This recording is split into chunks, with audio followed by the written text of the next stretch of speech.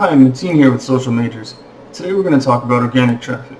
Traffic that comes to you organically, you know. So social media is obviously probably I'd say the main source of organic traffic, as, you know, you just kind of post pictures and then organically the followers come in, the likes come in, the comments come in.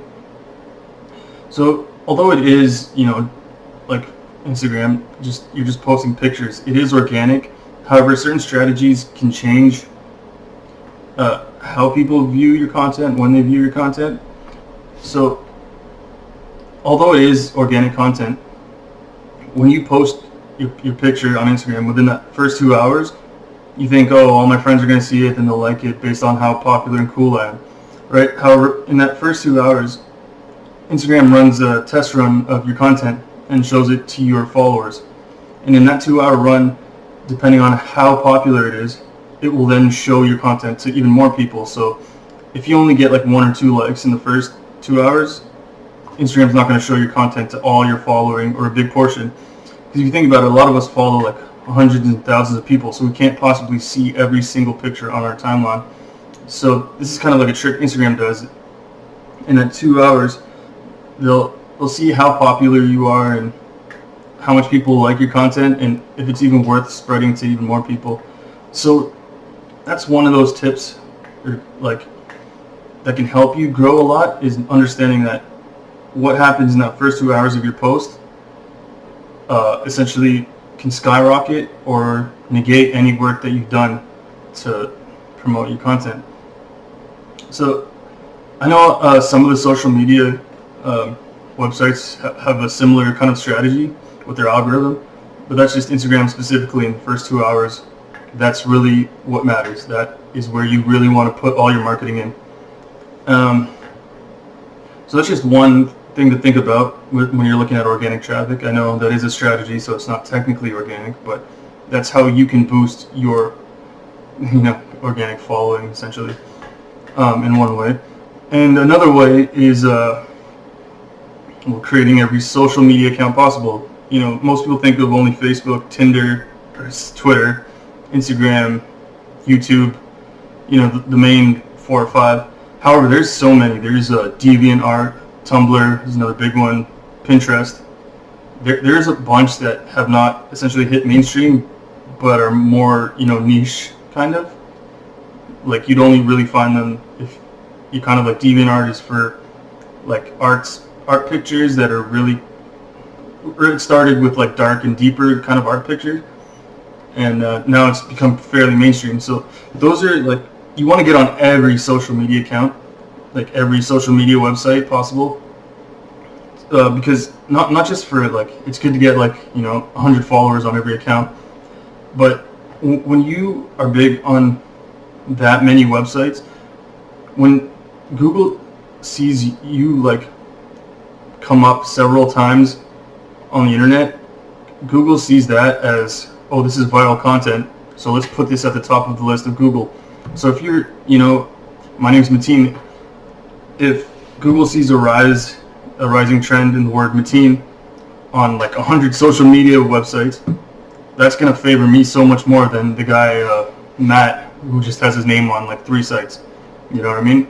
So for marketing alone, it's good to have as many social media accounts as you can, but also for SEO, search engine optimization, it is essential to have that many links. Every link you have puts you higher up on Google's search bar. So when people search for your content, it's more likely to go to you, Mateen, example, than a Matt or whoever who doesn't have as many links. So that's another thing to keep in mind. Shout out for shout out is an Instagram strategy. It is a strategy, so I guess it's not technically organic. However, it makes you look like you have organic following, which I guess is the underlying intent here. Even if it's not exactly organic, you kind of want to look like it's organic. So having these like Instagramming, DMing people, Twitter DMing people, and then asking them to shout out for shout out, that is a cool way to make your content look really organic and interesting to not only your followers but also the Instagram algorithm. So them seeing you get that many followers or like shout outs essentially boosts you in the Instagram algorithm, in the eyes of the Instagram algorithm, so they'll show your content to even more people. So that's good. You know, when people are mentioning you, people are commenting about you and that type of thing. So that's really good to find people you can shout out each other's content, which brings me to engagement groups, which is essentially the same thing.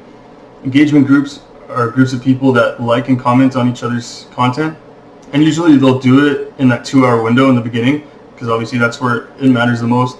So you'll find a group of people like on Facebook or wherever come together, and then it's usually in the DMs or something. There'll be like a DM group of like 30 people, and then when you're about to post, you say, "Hey guys, I got this post coming now. Can you guys all like and comment on it within, you know, the 2-hour time frame?" And that's essentially it. You know, you trade comments, likes, and follows, and you get them in return.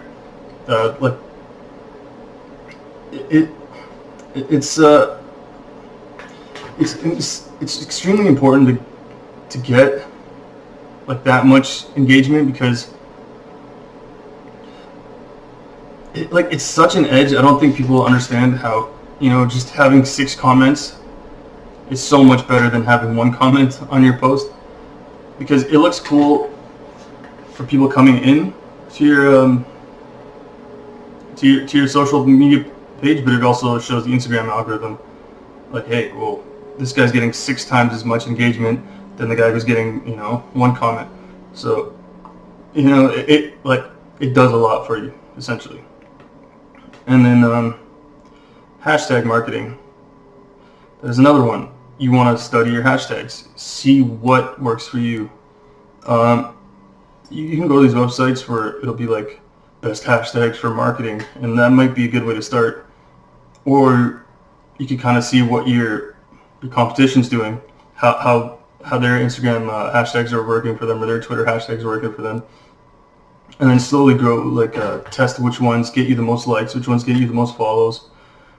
And yeah, I think if you really have an understanding of your hashtags, which are essentially the content pieces that people enjoy the most, if you understand which hashtags people are searching for, you can find out how to utilize those, how to manipulate those hashtags into getting you more followers.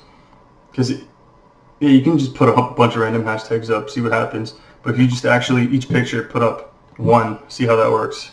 And then adding another, see how that works. And then adding another, see how that works. And then studying, doing your testing, you're going to find a very concentrated group of people who are only interested, or very, very interested in your content. You know, you're not getting any outliers. You're not getting, you know, you're not selling watches and then getting people who like sports or whatever. You know, that's essentially a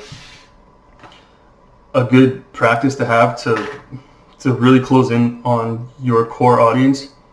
And you will here and there get some outliers, but if your main core is strong, it just can expand outwards, and you can maybe even go from a watch company to that, you know, sports watch company or something. So that's just something to think about. We'll wrap it up, and that's my take on organic marketing. Have a good day.